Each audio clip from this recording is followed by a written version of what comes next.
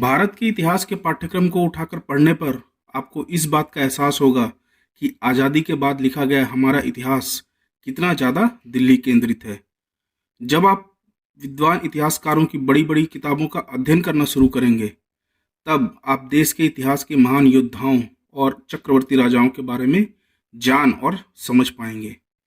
चाहे कालांतर में पुणे में जन्मे छत्रपति शिवाजी महाराज का इतिहास हो, पूर्व में अहोम वंश के महान सेनापति लक्षित बोरफुकन की शौर्य गाथा हो, चाहे दक्षिण के महान चोल साम्राज्य की अद्भुत कहानी हो, या आज के कजाकिस्तान से लेकर दक्षिण गोदावरी तट तक अपना साम्राज्य विस्तृत करने वाले महायोद्धा ललितादित्य मुक्तपीड़ का इतिहास हो, सारा इतिहास बस दिल्ली और उसके आसपास के शासकों की आड़ में छुप गया है। इसे एक दुखद सच्चाई कहें या बहादुर शौर्य गाथाओं के वीरों की वीरता को याद करने में हमारी विफलता। ऊपर से आज भी बख्तियार खिलजी जैसे विदेशी आक्रमणकारी के नाम पर बिहार में एक पूरा शहर है। हालांकि उसे हराने वाले योद्धा पृथ्वीराय को शायद ही कोई जानता हो। आज उसी योद्धा और उस कामरूप के युद्ध की कहानी लेकर आ रहा हूं आपके सामने A.0 हिस्ट्री आर्क के series the great Wars of India में। बख्तियार खिलजी का जन्म आज के अफगानिस्तान के हेलमंड में गर्मशीर शहर में एक तुर्क परिवार में हुआ था। बख्तियार खिलजी जन्म से ही दिखने में कुरूप और भद्दा था। उसके हाथों की लंबाई उसके घुटनों से नीचे तक आती थी। एक छोटा कद और ऊपर से एक प्रतिकूल मुखाकृति, ये सारे पैमाने उसे किसी भी सेना में एक सैनिक के रूप में भर्ती होने के लिए सबसे बड़े बाधक बन रहे थे। बड़े होते ही रोजगार की तलाश में वो गजनी के तब के शासक गयासुद्दीन घोर के पास गया, जो कि मोहम्मद घोरी का भाई था। लेकिन उसकी शारीरिक बनावट देखकर उसे वहां से निकाल दिया गया। बख्तियार खिलजी ने हार नहीं मानी और भारत विजय अभियान पर निकले उसके भाई मोहम्मद घोरी के पास पहुंचा। लेकिन वहां भी उसे निराशा ही हाथ लगी।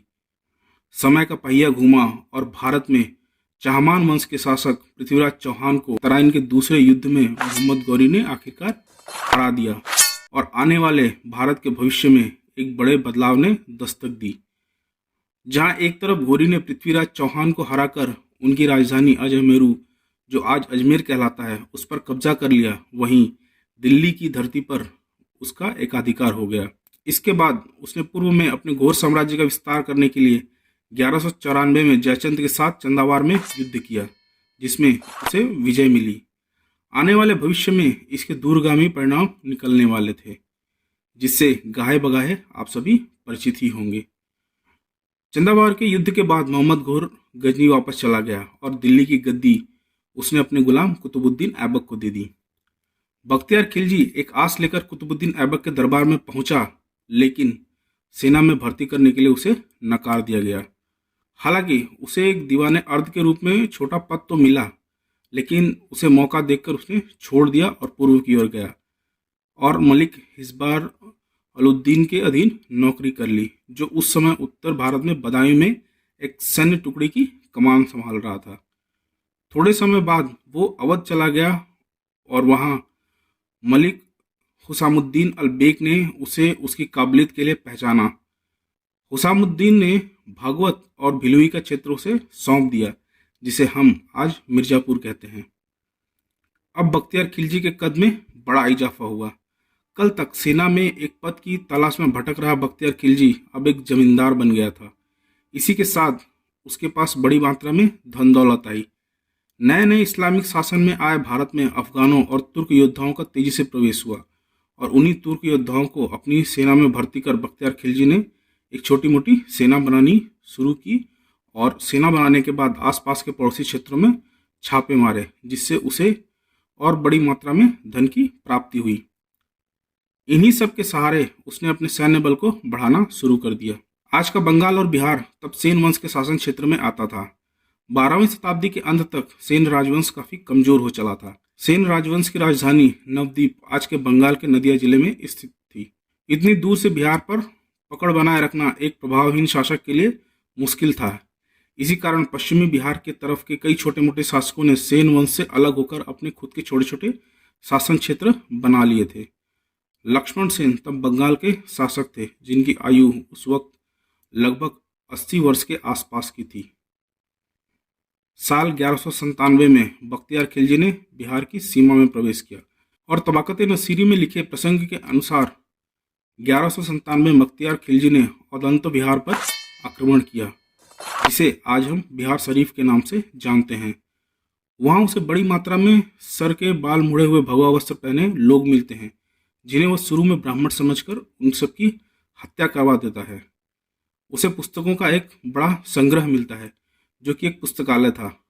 बख्तियार खिलजी आसपास के लोगों को बुलाता है ताकि पता कर सके कि इन पुस्तकों से कोई कीमत उसे मिल जाए। तो लोग पुस्तकों को देखकर ज़्यादा कुछ बता नहीं पाते हैं और उन्हें समझ में नहीं आता है, जिसके बाद बख्तियार खिलजी उन लोगों की भी हत्या कर देता है और पूरी जगह को आग लगा देता है। बाद में उसे पता चलता है कि वो लोग बौद्ध भिक्षु थे और औदंता विहार एक विद्या अर्जन करने का केंद्र था, जिसे उदंतपुरम विश्वविद्यालय के रूप में जाना जाता था। बाद में बख्तियार खिलजी वहीं पर अपना एक किला बनाता है।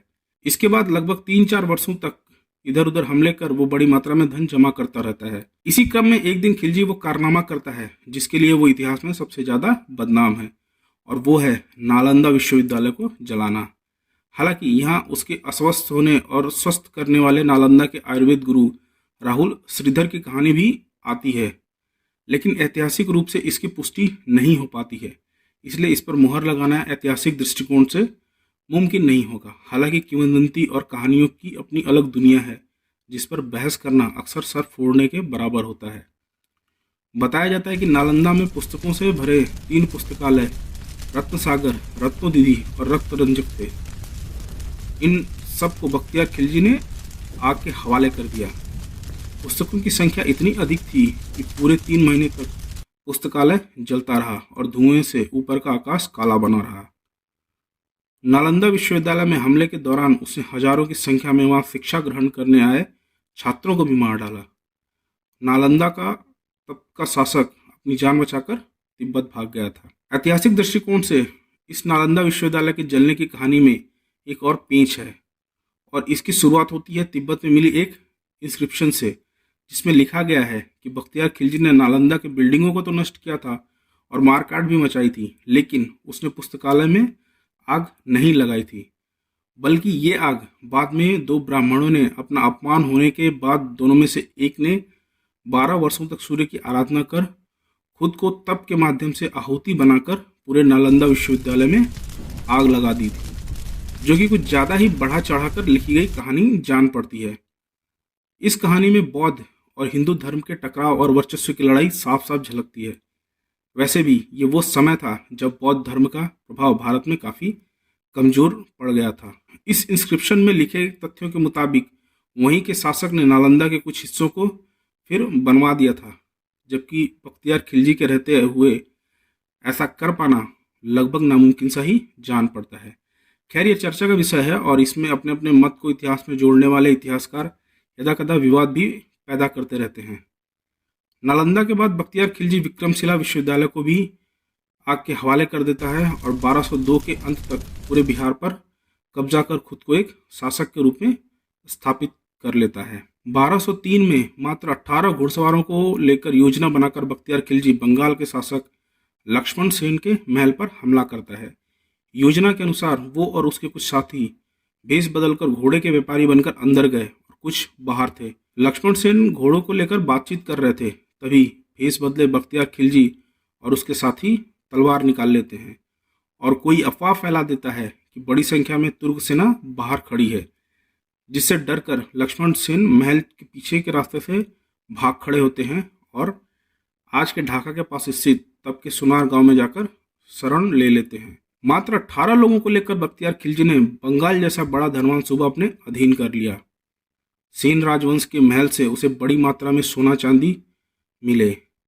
उधर कलिंजर जीत कर लौट रहे कुतुबुद्दीन ऐबक से बख्तियार खिलजी जाकर मिलता है और बंगाल से मिली कई बहुमूल्य वस्तुएं कुतुबुद्दीन ऐबक को देता है, जिससे कुतुबुद्दीन ऐबक खुश होकर उसे सम्मानित कर बिहार, बंगाल और पूर्व के प्रदेशों पर इस्लामी परचम बुलंद करने को कहता है। बंगाल जीतकर बख्तियार खिलजी ने अपनी राजधानी लखनौटी बना ली, जो आज के पश्चिम बंगाल के मालदा के पास स्थित थी। अब तक हमने आपको बख्तियार खिलजी के जीवन परिचय और उसके कारनामों की झलक दी, लेकिन अब इस कहानी में उस किरदार के आवागमन का समय हो चला है जो बख्तियार खिलजी के जीत के गुमान में दौड़ते बेलगाम घोड़े को न सिर्फ रौंदने वाला था बल्कि इस कदर जमीन पर पटकने वाला था कि जिसके बाद बख्तियार खिलजी जैसा शख्स हमेशा के लिए गहन मानसिक बीमारी से ग्रसित होकर अपने सैन्य नायक के हाथों काल के गाल में समा गया।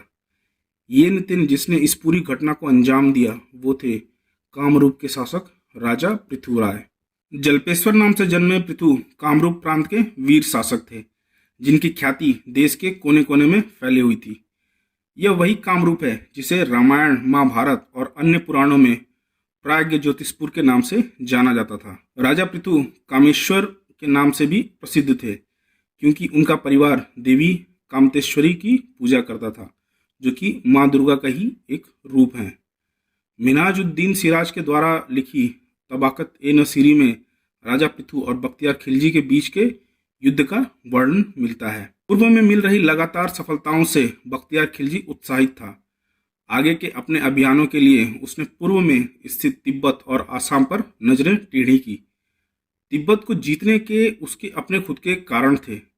एक तो उसने तिब्बत और चीन के वैभव के बारे में सुन रखा था, दूसरे वो तिब्बत चीन से होते हुए तुर्कमेनिस्तान तक पहुंचना चाहता था। उसका मकसद साफ था कि दिल्ली की सल्तनत से जितना दूर रहा जा सकता है उतना ही बेहतर होगा। साल 1206 में बख्तियार ने एक पहाड़ी क्षेत्र के कबीले के सरदार को पकड़कर इस्लाम में उसका धर्म परिवर्तन किया और उसे गाइड बनाकर 12,000 तुर्की घुड़सवारों और सैनिकों को लेकर तिब्बत और कामरूप की तरफ निकल पड़ा। बागमती नदी, जिसे आज हम तीस्ता नदी के रूप में जानते हैं, उस पर बने एक पत्थरों के पुल को पार करने के बाद वो तिब्बत की तरफ बढ़ चला।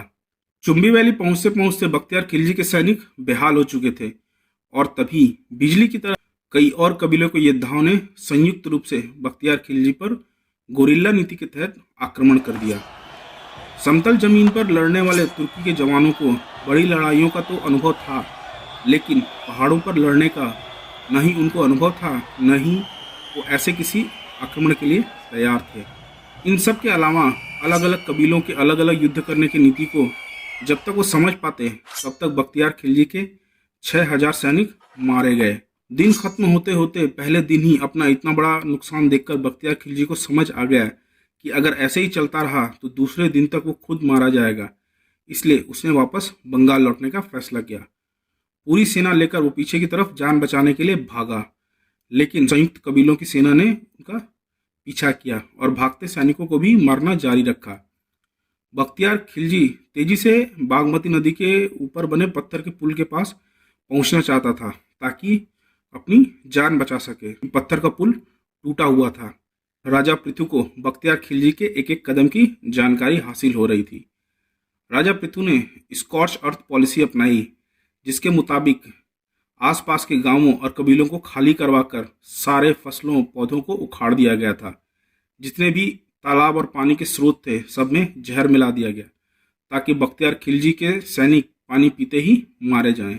यहाँ राजा पृथु खुद एक बड़ी सेना लेकर पहुंच जाते हैं और इतनी बड़ी सेना देखकर बख्तियार खिलजी और उसके सैनिक जान बचाने के लिए बागमती नदी में कूद पड़ते हैं। कई सैनिक नदी के प्रवाह में बहकर काल के गाल में समा जाते हैं, जबकि बख्तियार खिलजी मात्र 100 सैनिकों के साथ बंगाल में स्थित देवकोट पहुंचता है। इधर राजा पृथु ने बड़ी संख्या में मुस्लिम सैनिकों को बंदी बना लिया, जिन्हें बिना शर्त रिहा कर आसाम में बसने की अनुमति भी दी और बताया जाता है कि यहीं से आसाम में इस्लाम का आवागमन हुआ। अपनी हार से बख्तियार खिलजी इतना टूट गया कि गहरे मानसिक अवसाद में चला गया और साल 1206 ईस्वी में उसी का एक सैन्य सिपा सलार अली मर्दान, जिसे उसने धर्म परिवर्तित कर मुसलमान बनाया था, उसकी हत्या कर उसके राज्य पर कब्जा कर लेता है। ये वो इतिहास है जिसे आपको जानना चाहिए, क्योंकि जो पीढ़ी अपने गौरवपूर्ण पुरखों को याद नहीं करती है उसके भविष्य की आने वाली पीढ़ी भी उसका इतिहास धुंधला कर देती है। इसी के साथ विदा लेता हूँ आपसे, फिर मिलूंगा अगले भाग में इतिहास में हुए कुछ अन्य प्रसंगों के साथ। स्वस्थ रहिए और चैनल को सब्सक्राइब कर दीजिए।